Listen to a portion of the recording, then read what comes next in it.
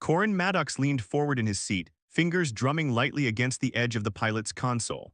His survey ship, the Sparrowhawk, hovered silently in low orbit above an unregistered planet in the Theta Alice sector. The readouts on his screen were off.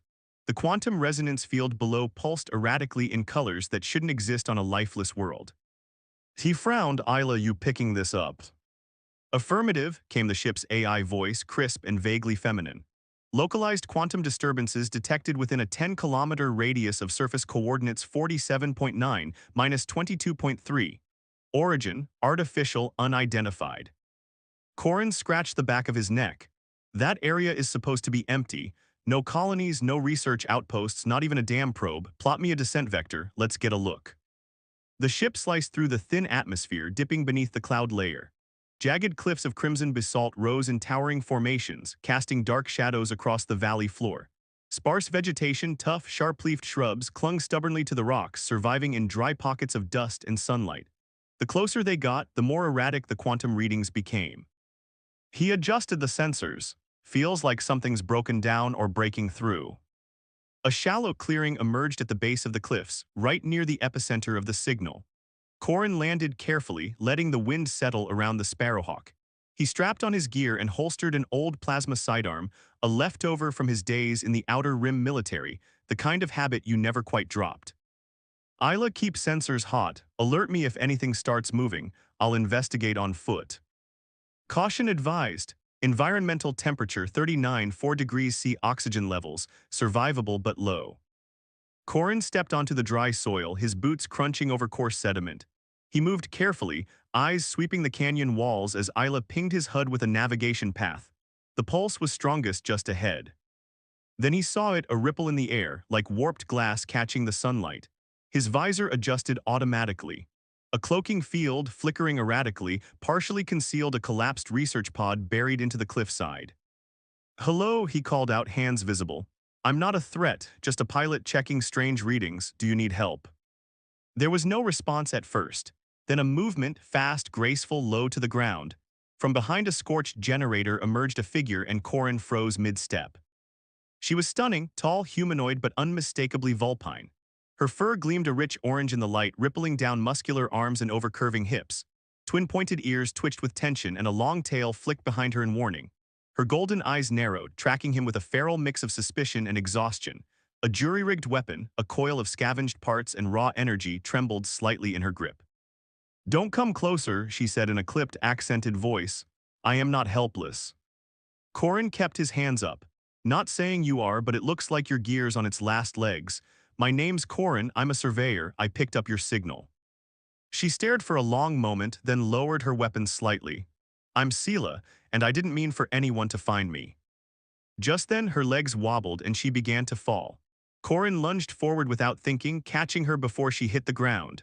Her body was surprisingly warm through the light armor, her fur soft against his skin. He gently helped her sit.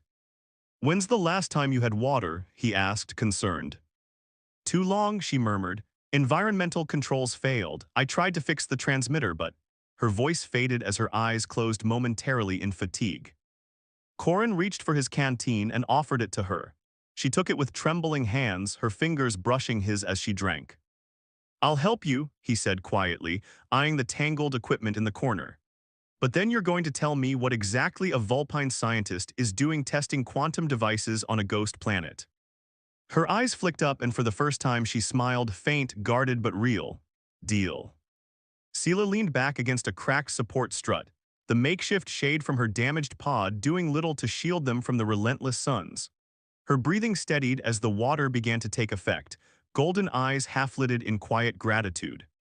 Corin crouched near the dismantled equipment she'd gestured to earlier, examining the splintered casing and twisted fiber lines. "This was a quantum tunneling array," he said, more to himself than her. "Portable, too. That's ambitious tech for one person alone." "I wasn't alone," Sela murmured, her voice bitter but steady. "I was part of a test team. We were on Arja Prime. I designed the device, but during our second field experiment, something went wrong. I had to activate an emergency jump. It was either that or die in a system's collapse." Corin glanced back at her. "So this wasn't your intended destination?" "Not even close." She gave a hollow chuckle, her tail flicking across the dust. The failsafe algorithm scrambled the coordinates.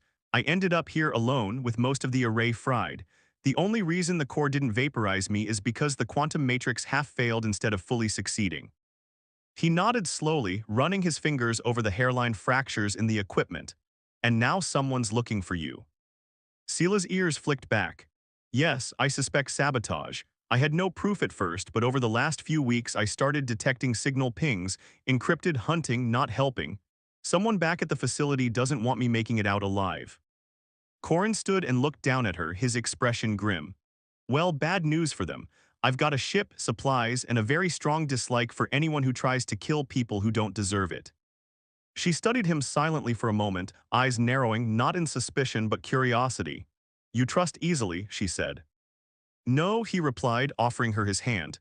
But I've seen too many good people die alone. I'm not letting that happen again. Sela took his hand, her grip surprisingly strong despite her condition. As he helped her to her feet, her tail brushed against his leg, whether accidental or instinctive he couldn't tell. Inside the Sparrowhawk, the temperature dropped to breathable comfort, and the soft blue lighting cast warm tones across the cockpit. As Corin helped her into the co-pilot's seat, she visibly relaxed, ears twitching toward the hum of systems functioning normally around her. He brought up the diagnostic scans of her device, and Sela leaned forward, tail coiled neatly around the base of her chair as she analyzed the data.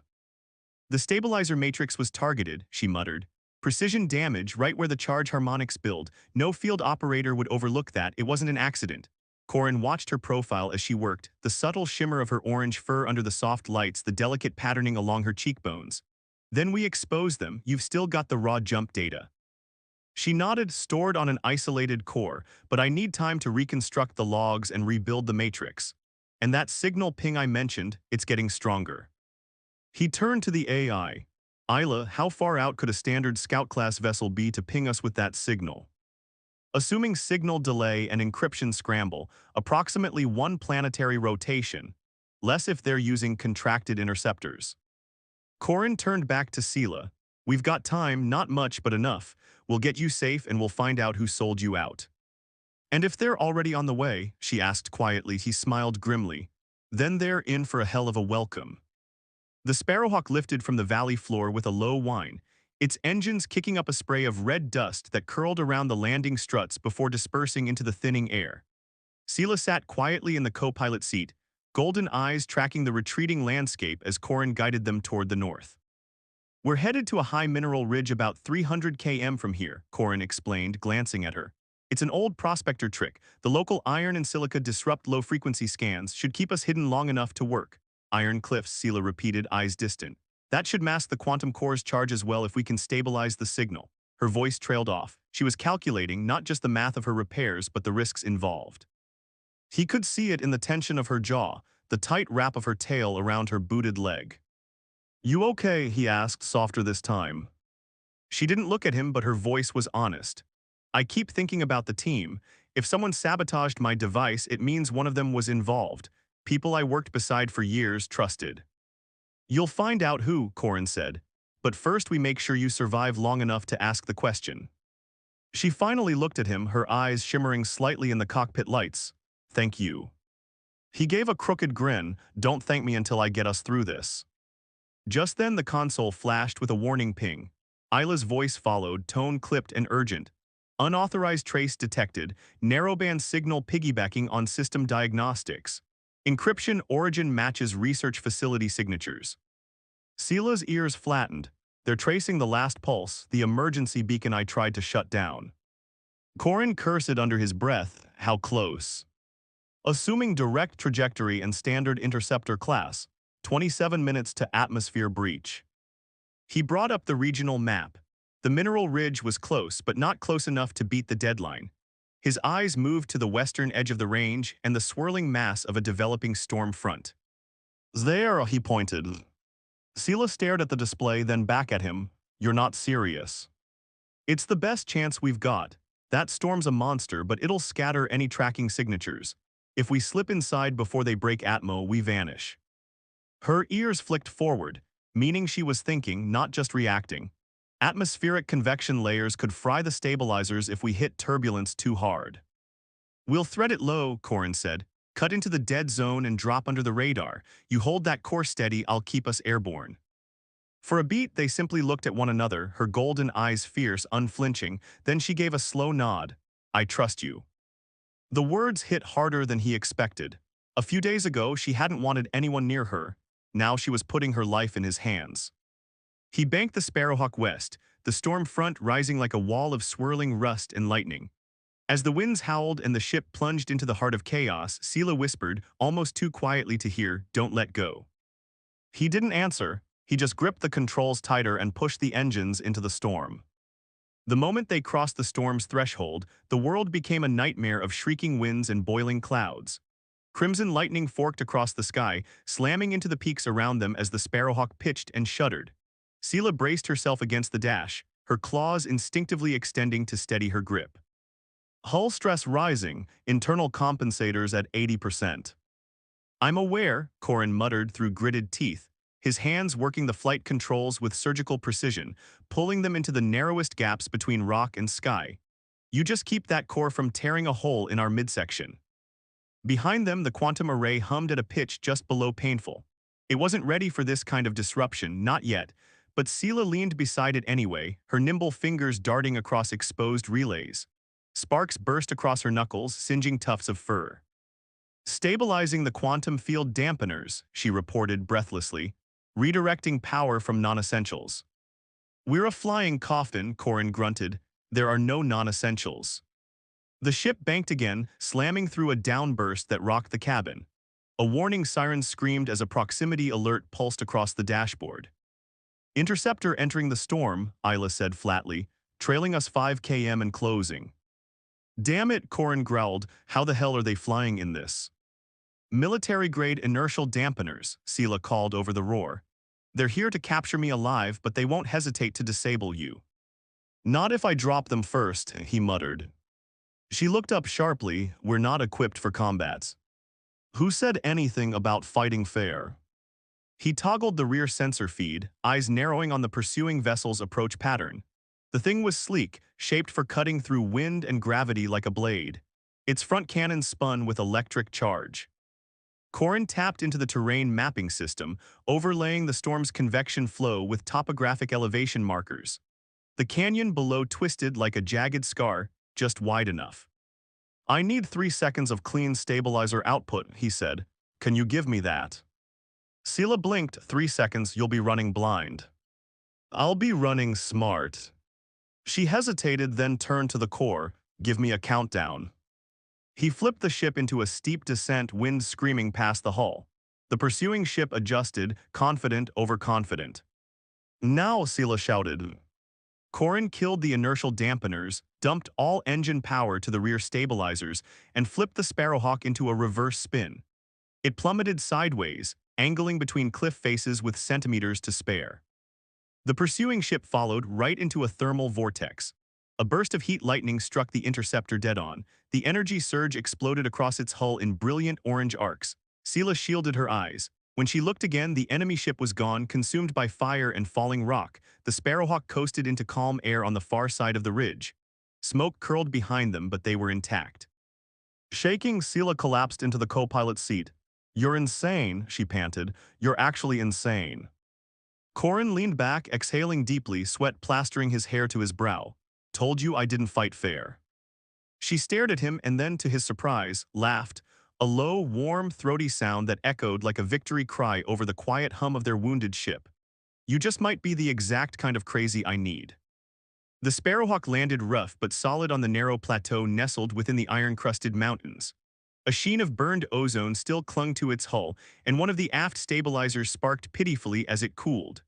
The storm had passed behind them now, a distant roar muffled by distance and metallic rock. Corin cut the engines and slumped in the pilot's chair. Well, that was fun. Sela was already up and moving, her Vulpine tail trailing behind her as she inspected the ship's interior for stress fractures and loose components. Her form was graceful, efficient, all instinct and training, but he could see the tension in her shoulders. Main drive scorched, she said, voice tight, but we're alive. Well, I'll take alive over fast, he replied. This ridge should hide our signal well enough, at least for now. She turned toward him, strands of fur near her neck still bristling slightly. We're not safe. Not really. If they sent one interceptor, they'll send more. And if Novik is behind this, she won't stop until I'm either silenced or stripped for parts. Novik, Corin asked, rising. Sela nodded, packing now. Dr. Kira Novik, project director, she heads the Quantum Advancement Division. I worked under her for nearly 2 years. Brilliant mind, ruthless loyalty to military contracts. I thought she backed our teleportation experiments for exploration and emergency response, but she didn't. She didn't, Corin said slowly. She was building a weapon, Sela confirmed. A way to place agents or warheads inside enemy ships, fortresses, anywhere, instantaneous, undetectable, and she wanted to test it on me. Corin frowned, tested. Sela paused. My people Vulpines, we evolved on unstable terrain. Volcanic rivers, storm-churned cliffs. Our reflexes, spatial perception, and internal balance systems are beyond human averages. Novik believed those traits would make us ideal quantum navigators. He stared at her. She was using you as a calibration anchor. She called me a biological stabilizer. I was never the lead researcher. I was the component. Silence fell between them, thick and hot despite the cooler mountain air filtering through the vents. Corin moved to her side. He didn't touch her, not yet, but he stood close. You're not a component, not to me. She turned her face toward him, her golden eyes glinting, narrowed by the fading light. For a moment she looked ready to snap something back, but the words died in her throat, her ears flicked, softening. Help me, she said, almost a whisper. Help me finish repairs, help me expose her, help me make sure no one else is turned into a component. Corin nodded, you've got it. Together they moved to the cargo hold, where her broken device lay on a padded slab, half-stripped and humming faintly. He handed her tools, asked questions when he didn't understand her methods, and listened as she explained quantum oscillation stabilizers with the passion of someone trying to reclaim what was stolen. Hours passed, the night deepened. The stars above the ridge shimmered through the open hatch like distant watchers. In the quiet between soldering sparks and data readouts, Corin caught her watching him, not with suspicion this time, but with something else. Why are you helping me? She asked, not looking up. He considered his answer, then offered it simply. Because you were left for dead and you're still fighting, and I think the universe needs more people like that. Sela didn't smile, but her ears tilted forward, a sign he was starting to understand her language. I hope the universe agrees. Morning broke late on the rugged ridge, casting jagged shadows over the canyon below as the binary suns climbed through the hazy atmosphere. From the cargo bay, the first sounds of the day weren't mechanical. They were voices, quiet, focused, tense. Corin stood over the now-active diagnostic screen, arms folded, eyes narrowed. That's a comm ping intercepted last night. Sela's fingers danced across the control pad, her fur ruffling with concentration. Encrypted in an old military cipher, not one our project team was authorized to use. Meanings. She paused, meaning Novik didn't just sell out the research. She's got backing, private military contractors, maybe even ministry assets. The decoded message flickered onto the screen, intercept package before uplink. Containment priority, biological and data assets. Corin swore under his breath. Containment, that's their word for it. Sela's tail lashed once. They never wanted me to survive the test, only the data. She moved to the console and brought up a secondary display, a series of logs retrieved from her device's core. Many of the entries had been corrupted in the jump, but one intact video log made Corin's blood run cold. It showed Novik's lab, not the main one, but a secondary site deep underground. He could see rows of stasis pods, in each one a Vulpine. This isn't just about you, he said. Sela nodded slowly. They've been collecting genetic material, running experiments, trying to synthesize our traits into something manufacturable.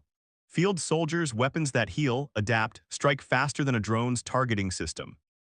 Corin's jaw tightened. She's building a species. She's hijacking one, Sela growled. Mine. They stood in silence for a moment, the weight of it pressing in like the still air before a storm. Then Isla's voice cut through. New transmission incoming, encrypted, matches prior pattern, sender unknown source. Sela snapped to attention, could be Lena. Corin raised a brow, another researcher. My friend, she clarified, our logistics analyst. She suspected Novik was hiding something weeks before I did, helped me smuggle out some of the raw test data before the last jump. The comm line clicked static, then a voice hushed, distorted. Sela, it's me. I'm still in the facility. They're watching everyone. You were right. It was Novik. I've copied what I could: quantum weaponization, genetic mapping, prototype deployment timelines. Everything. I'm going to get it to you. Just stay hidden. Don't trust anyone else there. The message cut out abruptly. Sela's hands clenched the console edge. They got to her. Not yet, Corin said. That message made it out. She's alive. He brought up a system scan. If she's still at the facility, we can find her. If she sent data, it's likely buried in a hidden channel we'll need to decode. Sela turned to him, her eyes bright with something between fear and determination. Then we go get her. He hesitated, watching the slope of her shoulders rise and fall with urgency. It'll be dangerous, he said. I know. They'll be ready for you. I'm counting on it. He let out a breath, then nodded. Then we plan this right, no mistakes. Her tail curled slightly around his ankle, not deliberate, at least he didn't think so, but it lingered long enough to say what she didn't. Thank you. He didn't pull away. By nightfall, the Sparrowhawk's interior had transformed into a war room. The ship's main table was littered with schematics, hand-drawn maps, and glowing blue holograms hovering in the air above them. Corin stood at the edge, reviewing approach vectors, while Sela adjusted the projection of the facility sublevels with sharp, fluid motions of her claws. This is the old elevator shaft, she said, highlighting a narrow route down through the ventilation systems. It was decommissioned after the eastern wing collapsed 2 years ago. No active scans, no automated defenses. Corin arched a brow. And you know this how? I helped draft the structural analysis reports, she replied with a shrug. I've read every square meter of that place. Smart and beautiful, he muttered. They never stood a chance. Sela's ears twitched, and a faint warmth crept across her cheeks, though she didn't respond to the compliment. Instead, she pointed at the lower floor marked Lab Sub 3. That's where they keep Lena. It's isolated, high-security, minimal staff. Ironically, too sensitive to be seen or to raise suspicions. All right, Corin added. We come in from the West Ridge, rappel down through the shaft, and enter from the service tunnels. Quiet, fast. You'll need a distraction, Sela said. He frowned. You mean we'll need ones? No, she turned to face him fully now, arms folded, her tail flicking sharply. I'm going in. I know the patterns, the layout, the personnel rotations. If they catch you, you're just a rogue pilot. If they catch me, it's over. Corin stared at her, trying to read more than her words. The set of her jaw, the flick of her ears, the tension in her shoulders. She meant it. She was willing to do this alone, but he wasn't having it. I'm not watching you disappear behind enemy doors while I sit outside playing decoy. Not after everything we've been through. You said no mistakes, she reminded him softly. Exactly, he replied. And you going in without backup, that's the biggest mistake of all. Sela hesitated, the glow from the holographic map reflected in her golden eyes. When she finally spoke, her voice had lost its edge. Then we go together. Corin stepped closer, the small space between them charged. That's the plan. She didn't move away. Instead, she reached out slowly, resting a hand on his chest, claws barely grazing the edge of his jacket. Promise me you'll make it out, she said. I will, he said, but only if you do too. Her hand slid upward, resting briefly against his cheek. Her fur was soft, warmer than he expected. She didn't say another word, just leaned in until their foreheads touched. In her culture, it meant something sacred. He'd learned that. And this time it was deliberate. They stood that way for a while, two fugitives bound by purpose, defiance, and something far more fragile, trust. Then the proximity alarm chimed. Isla's voice cut through the quiet. Scanners detect multiple aerial contacts approaching low from the southeast. Interceptor class. ETA 9 minutes. Sela pulled back, her expression hardening in an instant. They found us. Corin was already moving, then we move faster. The Sparrowhawk thundered low across the mountain pass, the engines trimmed to minimize signature output while hugging the rocky terrain. Beneath the cockpit lights, Sela secured her harness beside Corin, her eyes focused, ears perked toward every sound the ship made. 5 minutes to drop point, Isla announced. Sela adjusted her gear, a compact toolkit, energy dampeners, a cloaking vest made from a repurposed stealth canopy. Her tail flicked once as she slung a compact sidearm at her hip, claws flexing experimentally. Corin stole a glance at her. You always carry that much gear on rescue missions. This is the light load, she replied with a faint smirk. You should have seen me during training exercises. I broke my own record for stealth infiltrations 3 times. Remind me never to play hide-and-seek with you, he muttered, returning his attention to the nav screen. A small green blip pulsed into existence on the edge of the display. There, he pointed, the ridge, that's where we touched down. Sela looked out through the canopy. The western ridge loomed ahead, a jagged plateau rising above the jungle-like canyon.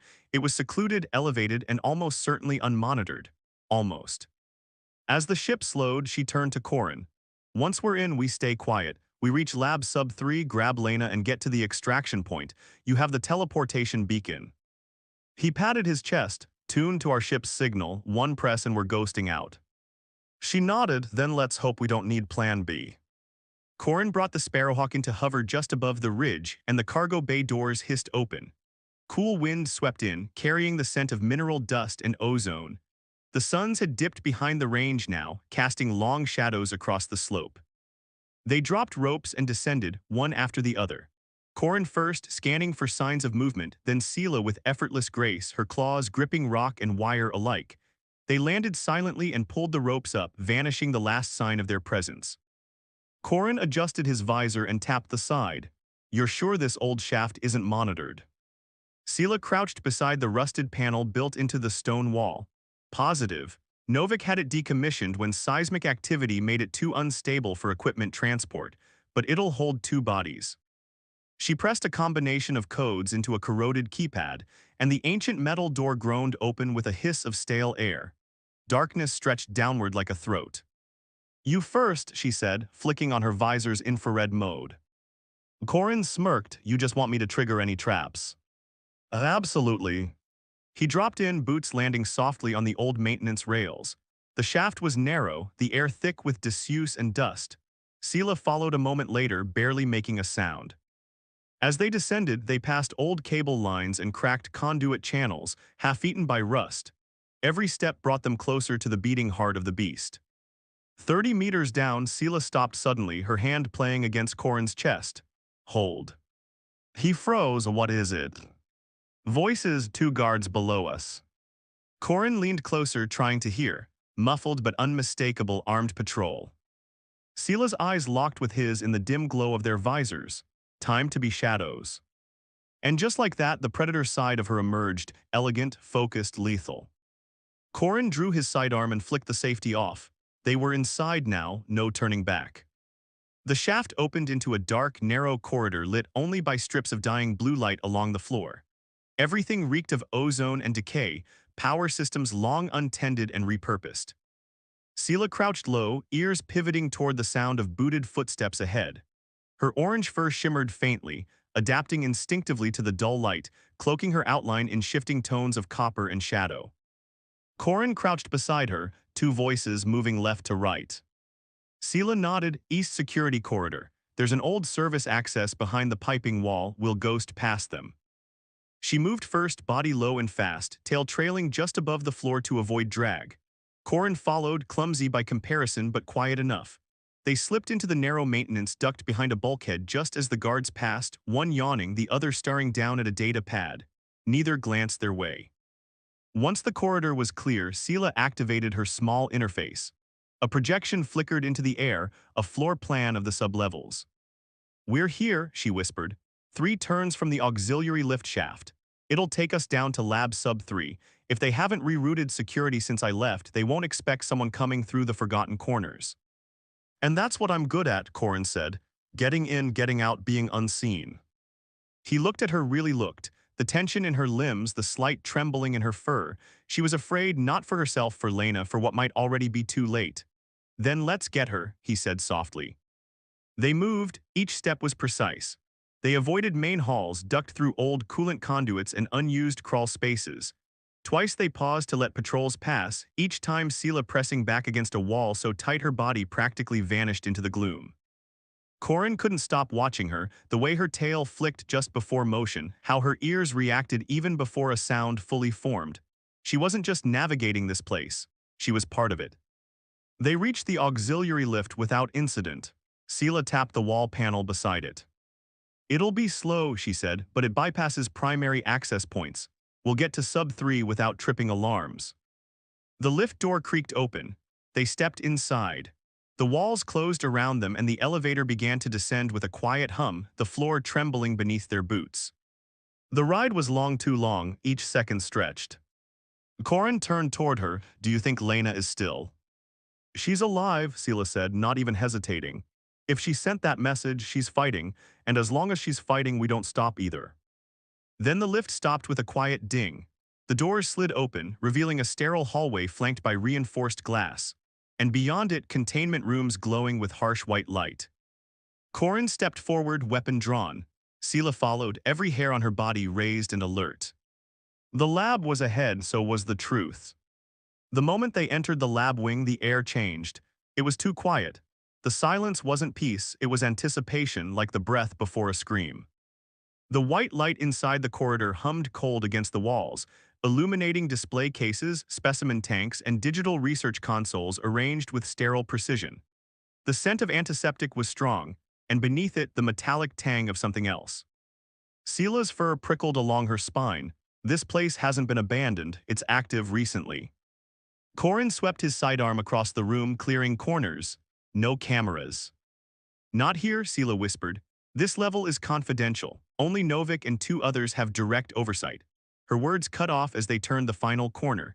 There, across the main chamber, was a reinforced containment cell, and inside it, slumped against the far wall, was a figure that made Sela's breath catch in her throat. "Lena," she whispered. The Vulpine woman inside the cell was smaller than Sela, with silver-gray fur and distinctive white markings along her muzzle. She looked up weakly as they approached, her amber eyes widening in recognition and disbelief. "Sela," Lena's voice was hoarse, strained. "How did you shouldn't be here, it's a trap." "I know," Sela said, already working on the cell's electronic lock. "But I'm not leaving you behind." Corin kept watch, his weapon trained on the corridor entrance. "How long do we have?" "Not long," Lena struggled to her feet, leaning heavily against the wall. "They've been expecting you. Novik, she knows you're alive. She's been using me as bait." The lock clicked open with a soft hiss. Sela rushed inside, catching Lena as she stumbled forward. "Can you walk?" Sela asked, supporting her friend's weight. "I'll have to," Lena replied, her voice gaining strength. "The data, I managed to hide it in the main server before they caught me. Everything about the project, the experiments, the genetic harvesting, it's all there." "Where?" Corin asked, still scanning the empty corridor. "Level 5 main lab, but Sela," Lena gripped her friend's arm with surprising strength. "There are others, dozens of them, Vulpines from the outer colonies. Novik's been collecting them for months."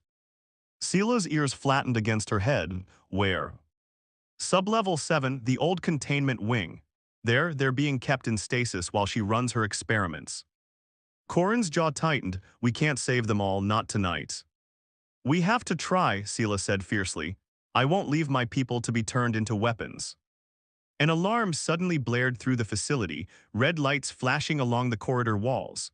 Isla's voice crackled through Corin's comm unit. "Multiple hostiles converging on your position. Exit routes compromised." "Damn," Corin cursed, "they've locked us in." Lena's eyes darted between them.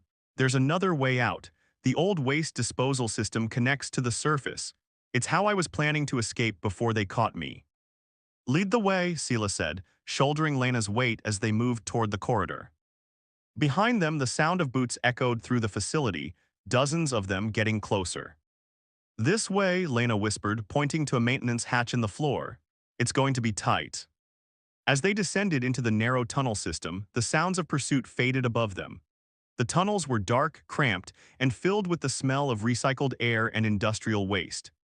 "The surface access is about half a kilometer ahead," Lena said, her breathing labored.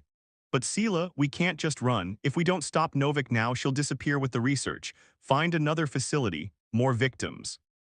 Sela's golden eyes met Corin's in the dim light. "She's right, this ends tonight."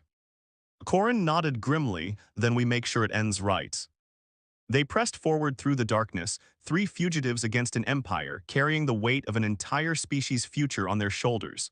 Behind them, the facility burned with the fury of a plan gone wrong. Ahead of them lay the unknown, but together they would face whatever came next.